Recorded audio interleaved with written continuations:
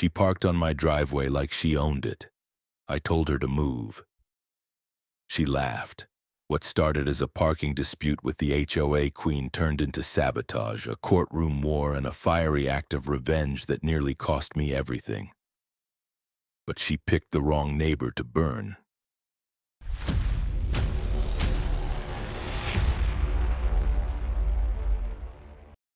When I first pulled into the driveway of my new house, I felt something I hadn't felt in a long time: peace. After years of saving, planning, and putting up with city chaos and paper-thin apartment walls, I'd finally made it. A single-story ranch-style home in a quiet California suburb, a place where the only thing louder than the birds was maybe someone's leaf blower on Saturday morning. It wasn't huge, but it was mine. Brick facade, solid garage, nice hedges, and best of all, a wide, clean private driveway that curved off the main road like an invitation to leave the world behind. I didn't think much about the driveway at first, except that it was long enough to park 2 cars end to end without blocking the sidewalk.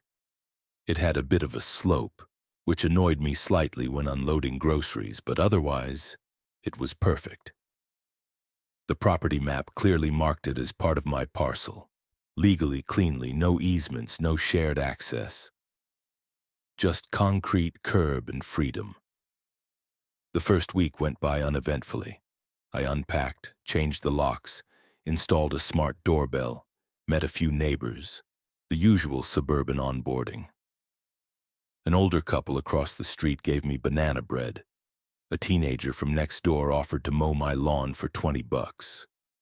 It was all charming, in that mildly sterile suburban way. And then came the SUV. It was a Tuesday morning. I had just returned from Home Depot with a backseat full of mulch when I found a silver Lexus RX parked on the upper part of my driveway, close enough to my garage that I had to inch around it just to unload the bags. At first, I thought it might be a delivery guy, maybe a landscaper, or even a guest of one of the neighbors who got confused. I left a polite note under the wiper. "Hi there. This is private property. Please don't park here. Thanks." The next morning, it was still there. Same car, same spot. No note back, no movement. I knocked on a few doors, but no one admitted to knowing whose it was. I was starting to get irritated, but figured maybe it was a one-off. Later that day, as I was about to head to the store, I saw a woman in a turquoise tracksuit casually strolling toward the Lexus like she was stepping out of a yoga ad. Blonde bob, oversized sunglasses, a large iced coffee in hand. She clicked the key fob and opened the trunk with a smug little flourish. "Excuse me," I said, trying to keep it civil. "Is that your car?" She didn't look surprised. In fact, she didn't look at me at all, just kept rummaging through her Trader Joe's bags. "Yes," she replied flatly. "Why?" "You're parked in my driveway." She finally turned to me, offered a tight smile. "Oh, I know. It's community access curb space. It's always been used that way." I blinked. "No, that's my driveway. It's part of my deed. It's private property." Her smile thinned. "Well, I'm Karen. I'm the president of the HOA. That strip's been used for years by the board. It was never a problem with the last owner." I hadn't even finished unpacking, and I was already dealing with the damn HOA. "I'm not part of any HOA," I said carefully. "I checked before buying. This lot is exempt. The title is clean." Karen let out a tiny laugh, the kind that said, "Poor dumb man." "Oh, sweetheart," she said, adjusting her sunglasses. "You're new. You'll see how things work around here." She got in her car and drove off, not with an apology, not with a wave, just like that, as if I were the intruder and she were doing me a favor by not claiming squatters' rights on my front lawn. That night, I pulled out my documents again. The zoning map clearly showed the property line. Everything from the sidewalk inward was mine. No easements, no exceptions. Just me and my concrete kingdom. The next day, her SUV was back. This time it was parked even deeper up the driveway. I could barely open my garage. That's when I started asking around. Neighbors clammed up the second I brought up Karen. One guy literally looked over both shoulders before muttering, "She's involved. You know, her husband's a cop. People tend to stay out of it." A woman walking her dog gave me the "I'm not getting in the middle of this" shrug. Another guy just said, "Good luck," and walked inside. I felt like I'd moved into a cul-de-sac version of a mob-controlled village. Later that week, I installed a new security camera aimed squarely at the driveway. Not even 24 hours later, the wires were cut clean. Not yanked, not chewed by squirrels. Cut. I filed a police report. A very polite officer showed up, glanced at the damage, asked a few standard questions. I told him I suspected it was the HOA president. He raised an eyebrow, scribbled something, then casually asked her name. "Karen Harris," I said. His whole demeanor changed. He closed his notepad and sighed. "Ah, right. Look, sir, I'll file the report, but honestly, try talking to her directly. These kinds of neighborhood issues usually resolve best without us getting involved." Right. Neighborhood issues, like illegal parking, trespassing, and petty sabotage. So I did what any reasonable adult man would do. I went inside, opened a beer, and stared at the damn SUV through the blinds like a Cold War spy. And that's when it hit me. I wasn't in a quiet suburb, I was in a suburban turf war. And the queen of the driveway had just made her first move. I woke up the next morning to the sound of a horn. Not the kind you honk in traffic, no, this was a long, smug, driveway-blocking honk that screamed, "Good morning, neighbor, I'm here to ruin your life." I peeked through the blinds. Karen's silver Lexus was once again parked in my driveway. Only now she had backed it in at an angle so precise I couldn't exit the garage if I tried. It was like she'd trained with the military, specializing in residential siege warfare. I didn't bother leaving a note this time. I walked outside, stood next to her driver's side window, and waited. She was scrolling on her phone, pretending I didn't exist. Eventually, she rolled it down. "Morning," she said, like this was a casual chat between old friends. "You're blocking my car," I said flatly. Karen tilted her head, pretending to examine the angle. "You can squeeze out, probably."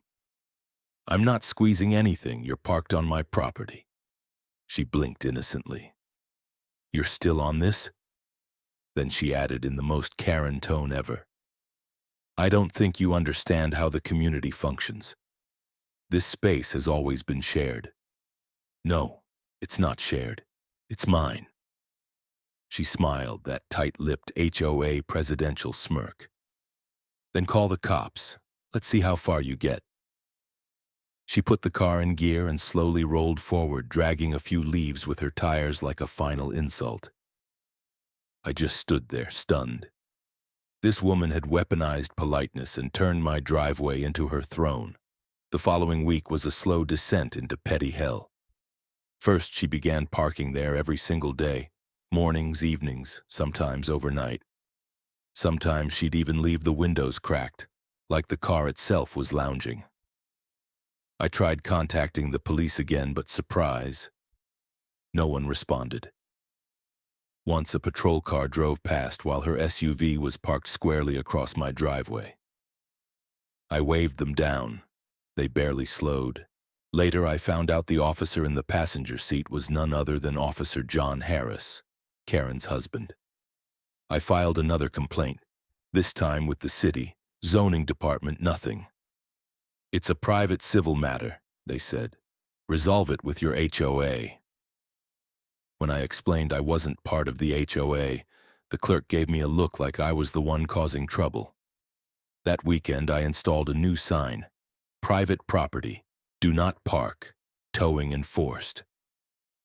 The next day, someone tore it off the post and left it on my welcome mat. I checked my camera footage, or tried to. The cameras were down, again. The wires had been cut, again. This time higher up, near the garage roofline. I had to admire the effort. Whoever did it either brought a ladder or grew wings. My friend Rich, a contractor and veteran of several HOA feuds of his own, came over for a beer. After hearing the full story, he leaned back and said, "You're not dealing with a person. You're dealing with a system wrapped in Lululemon leggings. She knows the rules don't apply to her." "She's a dictator in yoga pants," I muttered. He nodded. "You'll need to outmaneuver her. The system won't help you. It's rigged. You gotta go low-key, psychological, annoy her into giving up." It sounded insane, but everything else had failed. In the meantime, things escalated. Karen began blocking my driveway even more aggressively. She'd park across it diagonally. Once she brought a folding chair and literally sat in there while her car idled, sipping a Diet Coke and watching a live stream of some HOA meeting on her tablet. She looked like a suburban gargoyle. Worse, she was starting to get bold with the neighbors.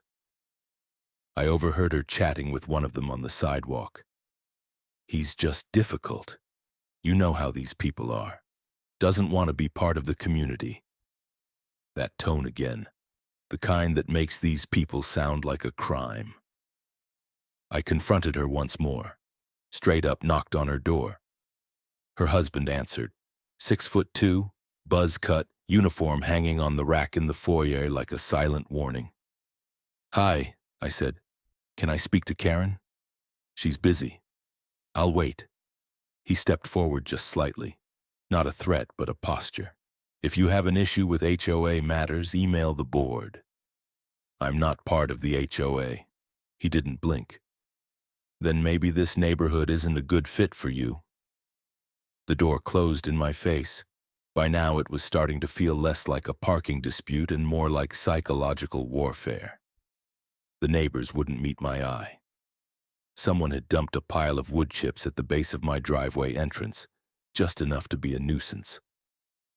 I came home one night to find "Join the HOA" flyers taped to my trash bins, my fence, and, impressively, under my windshield wipers. I reported everything I could: police, code enforcement, city council emails, all dead ends. I even tried filing a nuisance report. The clerk looked like she wanted to recommend therapy. I was on my own. But something shifted after that final driveway blockade, the one where she parked sideways, left her hazard lights blinking, and vanished for Lulu. 8 hours. I'd had enough. I stared at her empty SUV under the afternoon sun, keys nowhere to be found, and a small, quiet idea took root in my mind. If no one else would help me, I'd just have to help myself. And maybe, just maybe, it was time to get a little creative. After days of knocks on locked doors and polite emails that petered out into silence, patience felt like a currency I'd been robbed of. The driveway was a battlefield now, and every morning I walked past the battered sign and the shallow ruts in the grass with a little more of my optimism missing. I could have kept playing the good neighbor, but the catalog of small humiliations, the cut camera wires, the torn sign, the strategic 80-hour blockades, had stacked like unpaid bills. I started to read laws the way other people read thrillers, late at night with a beer and a notepad.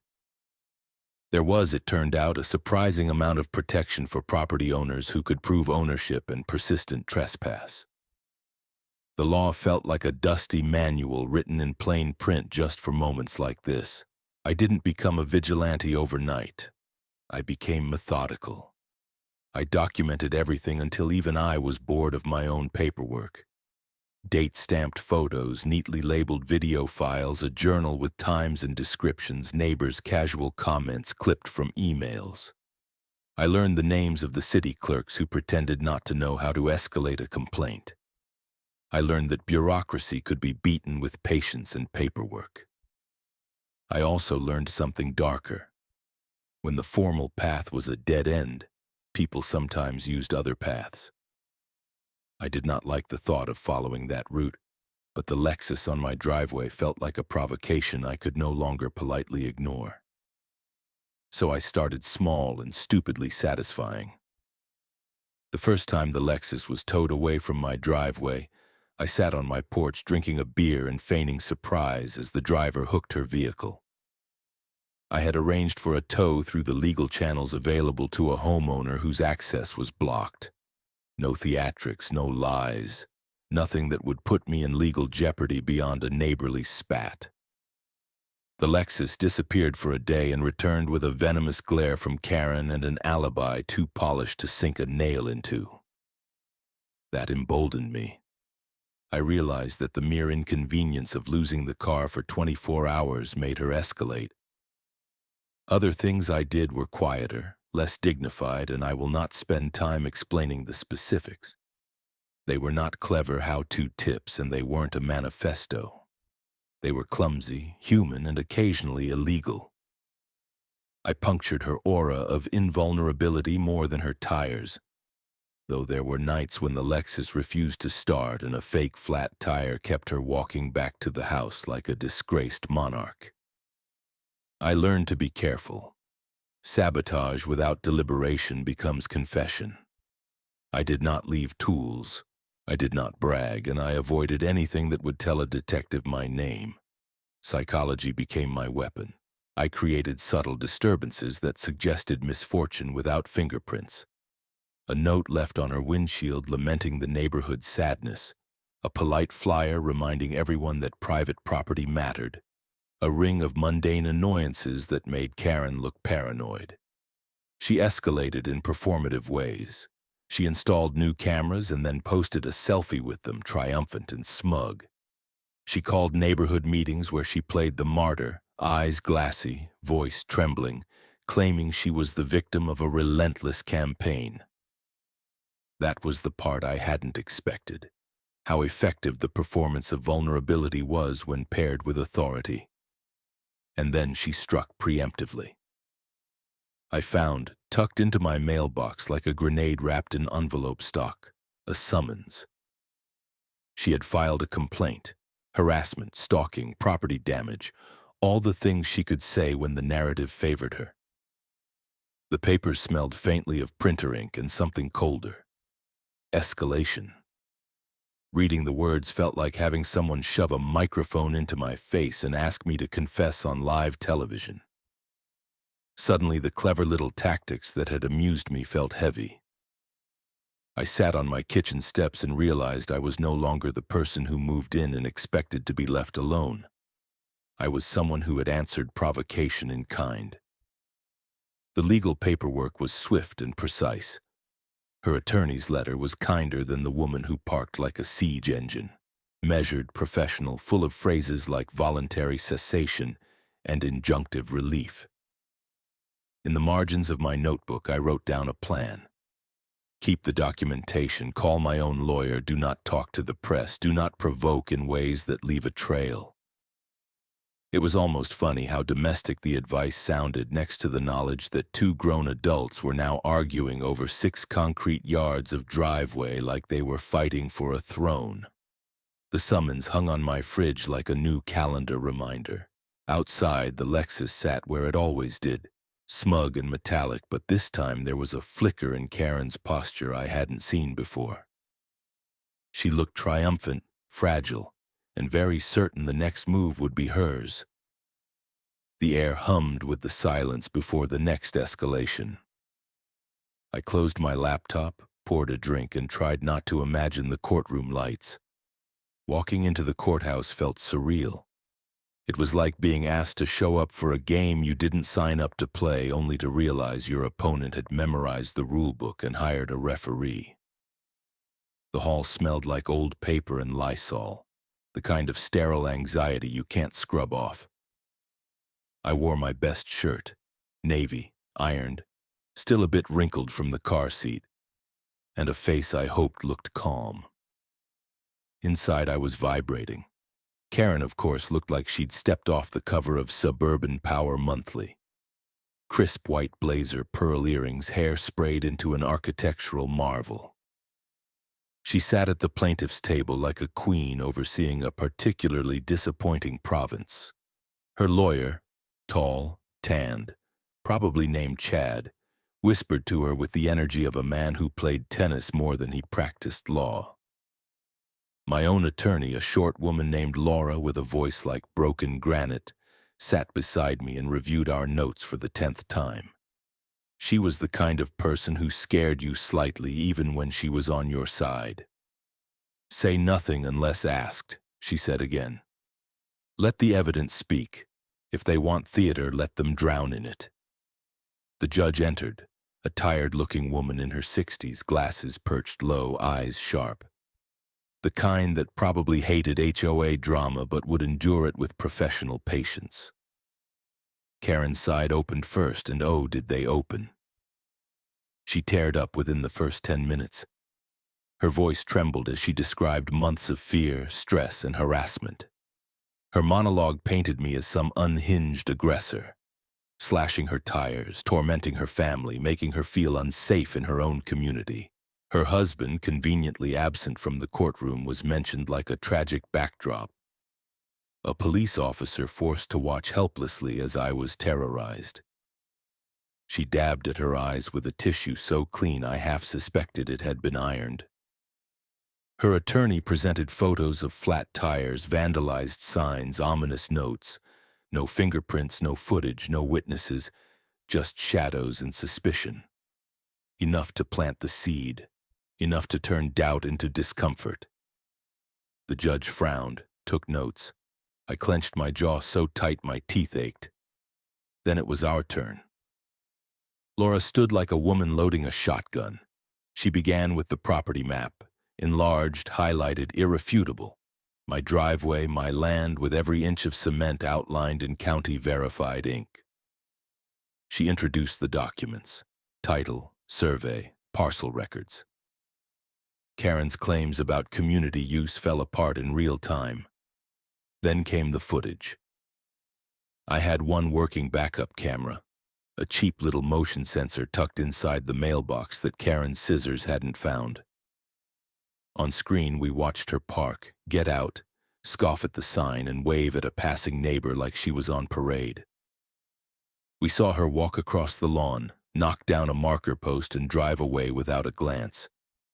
There was no narration, no dramatic music, just timestamps and silence, the kind of evidence that doesn't blink. Laura leaned in. "This isn't harassment, Your Honor. This is a man protecting his legally defined property from someone who believes the law doesn't apply to her." And then, like a good twist in a courtroom drama, we dropped the bomb. Call logs from the local police department showing every single report I had made about Karen, all closed without action, every complaint, every call, cross-referenced by time, officer name, and the repeating appearance of Sergeant John Harris, Karen's husband, as either responding officer or internal handler. The judge's expression changed. We weren't just talking about trespassing anymore. We were talking about abuse of authority. The courtroom tensed. Karen's lawyer asked for a recess. The judge denied it. Laura closed with the quiet precision of a scalpel. "My client has endured months of provocation, public humiliation, and obstruction. The evidence shows a pattern of targeted harassment, not from him, but against him. And it reveals a disturbing failure of law enforcement to respond, which may have compromised this court's time with a false narrative. We request dismissal of the complaint, compensation for damages, and that this court refer the matter to the Department of Public Safety for investigation into possible misconduct." Karen went pale. Not dramatically. Not like she was going to faint. Just that draining of color that happens when someone realizes the gun they pointed might be loaded backwards. The judge didn't rule that day. She said she needed to review everything and would issue her findings within a week. But as we left, Laura leaned over and whispered, "You saw her face? That's not the face of someone who thinks she won." I slept that night for the first time in weeks. And in the morning, for the first time in months, I parked in my own driveway. No Lexus, no blockade, just quiet concrete and the sound of birds. It felt like a truce. But I should have known better. Because at 3 a.m. I woke up to the smell of something burning. The smell hit me before the sound, acrid, oily, the kind of stench that bypasses your nose and punches you straight in the gut. I sat up, heart already hammering, and rushed to the window. Outside, glowing orange licked the edges of the dark like some hellish mirage. For a moment, I thought it was the neighbor's trash bin. Maybe someone's grill gone wrong. Then I saw it. My car, engulfed in flames. The heat distorted the air around it, making the flames dance like demons. The crackle of plastic, the hiss of melting rubber, the windshield already a sagging mess. My truck, the one I'd just paid off last month, was being devoured alive in my own goddamn driveway. I grabbed the phone and called 911. No hesitation, no disbelief, just the cold, practiced voice of someone who'd rehearsed this moment in nightmares. There's a vehicle fire on my property. I think it's arson. The fire department showed up in under 5 minutes. Impressive, really, for this town. By then, the cab was a skeleton and the hood was glowing like a furnace. I stood on the lawn in a t-shirt and boxers, arms crossed, breathing through clenched teeth. One of the firemen turned to me as the last hiss of foam settled over the smoldering wreck. "You're lucky it didn't spread to the house," he said. "Yeah, lucky." An officer arrived soon after, notebook ready, a tight expression on his face. Not a familiar one, thank God. He asked the usual questions. Did I see anyone? Any threats recently? Anyone who might want to harm me? I think I laughed. "You're going to want to talk to Karen Harris," I said. "And probably her husband, too." His pen paused mid-scratch. I brought him inside, pulled up the footage from my hidden backup camera, the one she still hadn't found. There, grainy but clear, were 2 figures in hoodies walking up my drive just after 2:30 in the morning. One held what looked like a crowbar. The other, the taller one, had something in his hand. A gas can, probably. They moved like people who'd done this before, fast, efficient, confident. And then, in a beautiful moment of divine stupidity, the taller figure spoke. "Karen, hurry the hell up." Clear as day. The cop stared at the screen. "You're sure that's her?" "I'm sure." I played it back, slowed it down, showed him the way she moved, the limp in her left leg I'd noticed when she got out of her SUV too fast one day. The other figure, definitely a man, matched her husband's build and height, and voice. "Oh yes, the audio caught him too. You got the gas? Let's be done with this already." For once, silence didn't mean avoidance. This officer was already on his radio, already calling for backup. A second patrol car arrived within 20 minutes. They took copies of the footage. Bagged the gas can they found tossed behind my neighbor's hedges. One of them asked if I wanted to press charges. "I want them arrested," I said, "and I want that woman gone." By sunrise, the Harris house was swarmed. Karen was led out in handcuffs, still wearing the hoodie from the video. Her husband followed, silent, stiff, trying to look composed while the whole neighborhood stood on porches in various stages of bathrobes and disbelief. The same people who had once shrugged at me now watched in stunned silence. One guy actually clapped. Another woman, the one who used to cross the street when she saw me, mouthed, "Thank you." The detectives were efficient. They combed through her car, her house, her phone. I was told later they found texts, not just between her and her husband, but with a few HOA board members too. Talk of shutting him down, teaching him a lesson, and the ominous, "We'll do it ourselves if the city won't." What they didn't find were alibis. The next few days were a blur of statements, forms, phone calls, insurance, legal prep. The city called me, not code enforcement, but the city manager's office. "We're sorry," they said. "We didn't realize how far this had gone." No one had. Or maybe they had, and just didn't want to get involved until something actually caught fire. Karen and her husband were charged with arson, attempted destruction of property, conspiracy, and retaliation against a private citizen. The last one stung them hardest. It was a felony, and it made the local news. The HOA tried to distance themselves immediately. They issued a public statement expressing shock and deep disappointment, then held an emergency board meeting that resulted in Karen's immediate removal. As president and the quiet resignation of two others, there was talk of dissolving the entire board. A few residents started whispering about electing new leadership. One even knocked on my door to apologize. She brought brownies, real ones, still warm. I didn't sleep much that week. I kept expecting a rock through the window or a burner phone call in the night. But nothing came. Just silence. And the sound of my burned-out car being towed away like the final scene of some war movie. For the first time in months, there were no tire tracks across my driveway. No SUVs parked like smug lawn ornaments. Just an empty slab of concrete. It didn't feel like peace yet, but it finally felt like the end of the beginning. By the time their trial date rolled around, Karen and her husband were no longer neighborhood royalty. They were a punchline. "Did you hear the queen of the driveway finally burned out?" someone muttered at the grocery store once, loud enough for me to hear but not quite brave enough to say it to my face. Not that I needed the affirmation. The silence on my street was louder than any apology. No more SUVs squatting on my concrete, no flyers, no sideways glances. People actually waved again. But peace wasn't justice. Not yet. The courtroom buzzed like a hornet's nest the morning of the hearing. Press sat in the back, whispering into recorders.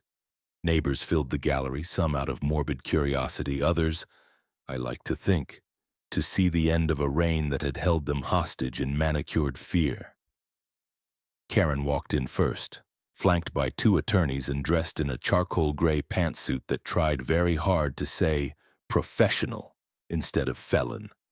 Her husband followed. His badge had been suspended weeks ago. His uniform, retired indefinitely.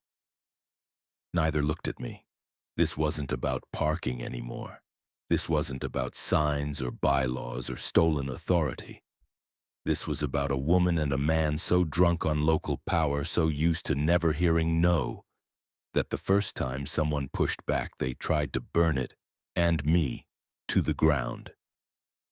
The charges were stacked like bricks: arson, conspiracy to commit a felony, intimidation of a civilian, evidence tampering, abuse of police resources. The district attorney made it clear they were throwing the book, and possibly the entire shelf. My lawyer, Laura, prepped me like I was walking into a national broadcast. Answer what's asked.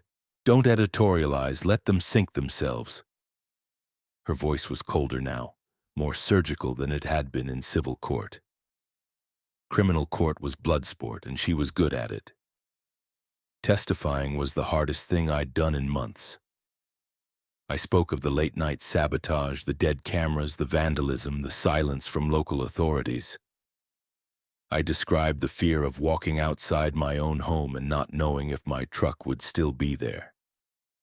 I detailed the night of the fire, the smell, the glass, the moment the flames reflected in my windows, and I wondered if it was just the beginning. And I played the video. That moment when Karen's voice slipped from behind her hoodie and echoed through the speakers in a dead quiet courtroom. That was the first time she flinched. When the prosecution introduced the texts, those smug, incriminating little messages full of "he's asking for it and he'll learn," her husband finally dropped the facade too. His shoulders curled slightly like he was bracing for impact. The defense tried to spin it as stress. Karen had been harassed by an unreasonable neighbor, forced to act out of desperation. Her husband had attempted to de-escalate the situation but had been smeared by media attention. I could practically feel Laura's blood pressure spike. She stood calmly, rebutting every excuse with dates, records, and a kind of poised fury that made even the judge blink twice. Then came the witnesses. Not mine. Theirs. One of the neighbors, a man who'd once sided with Karen, took the stand. He'd been subpoenaed. What he said changed everything. She told us she'd make an example out of him, he said, voice shaking. Said he needed to learn who runs the neighborhood. At first, I thought it was just talk. Then I saw the smoke. I didn't know. I didn't think she'd actually do it. Another neighbor testified to being threatened by John, a warning not to get involved. A third admitted Karen had pressured the HOA board into ignoring my complaints. It wasn't just a case anymore. It was a collapse. When the verdict came, the courtroom held its breath. Guilty. On all counts.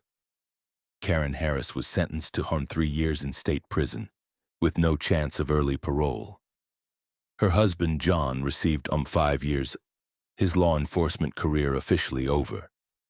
Both were fined and ordered to pay restitution, including the cost of my truck, legal fees, and emotional damages. But the bigger win came after the trial, when the judge ordered an audit and suspension of the HOA board. An independent investigator was brought in. The bylaws were frozen, all enforcement activity halted.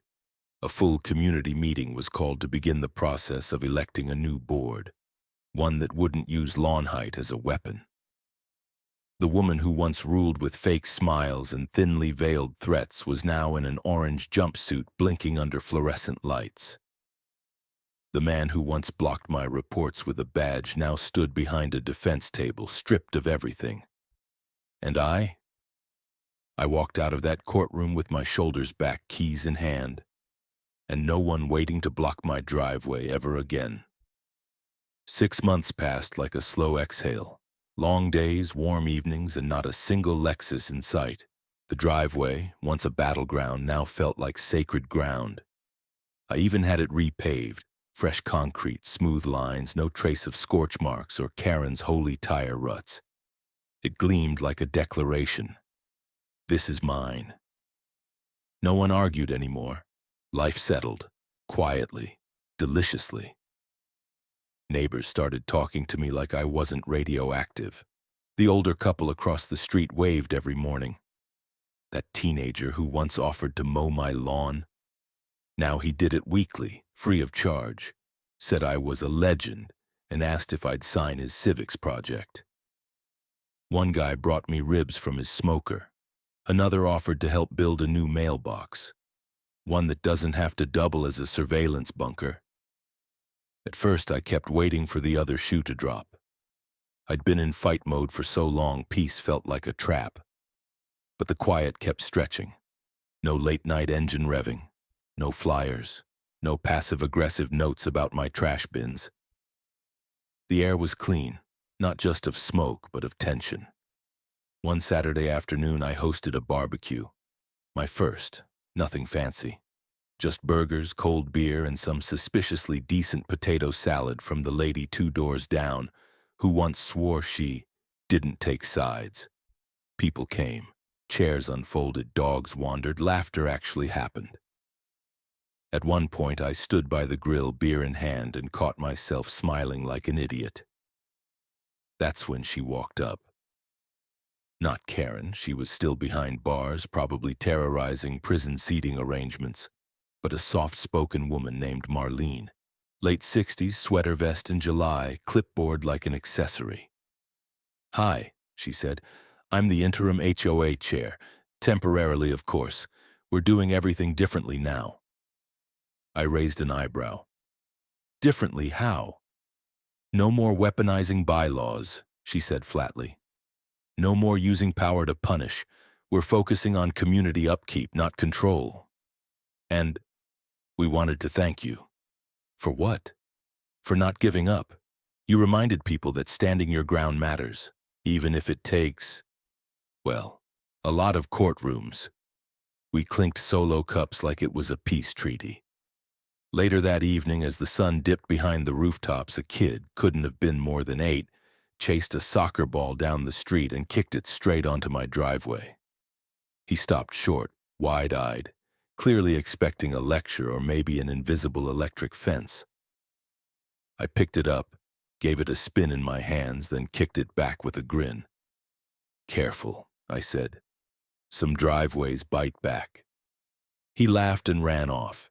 His mom waved from her lawn chair, relieved. As the sky turned orange and the grill hissed its last, I sat back and took it in. The smell of charcoal, the clink of bottles, the soft murmur of conversations that didn't involve lawsuits or sabotage. Just people. Regular people. Reclaiming something they hadn't realized they'd lost. Karen's house went on the market the next month. I heard it sold below asking. Fitting. As for me, I stayed, rebuilt, rested.